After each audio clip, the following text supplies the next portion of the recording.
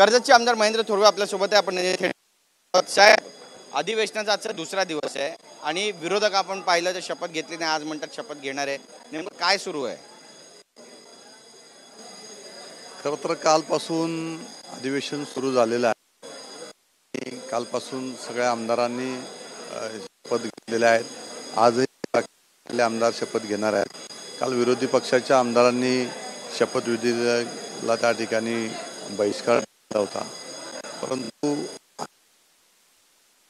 काय सभागृहाचा आहे तर ज्या जनतेने आपल्याला आमदार दिलेला आहे ती जनतेची कामे 5 वर्ष करण्यासाठी आपण हे मंदिर आहे सभागृह विधानसभा, आणि या मंदिरामध्ये काल पहिलाच दिवस होता।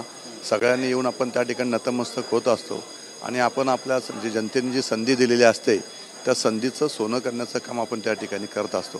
परंतु काल विरोधी पक्षाच्या आमदारांनी जो बहिष्कार त्या ठिकाणी टाकला हे चुकीच्या पद्धतीने बेशिस्त पद्धत केलेलं त्यांनी काम आहे। आणि म्हणून त्यांनी एकीकडे सांगायचं का ह्यांनी शिस्तीने वागत नाही किंवा हे चांगल्या पद्धतीने जनतेशी वागत नाहीत आणि स्वतःच मात्र आपण त्या ठिकाणी चुका करायच्या, असं विरोधकांचं काम त्या ठिकाणी सुरू आहे।